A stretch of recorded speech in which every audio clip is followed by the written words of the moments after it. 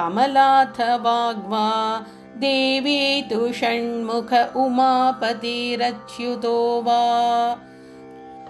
त्वं ब्रह्मशक्तिरपि धातृरमीश रुद्रैः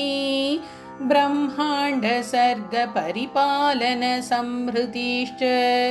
राज्ञीव कारयसि सुभ्रूनिजाज्ञयैव भक्तेष्वनन्यशरणेषु कृपावती च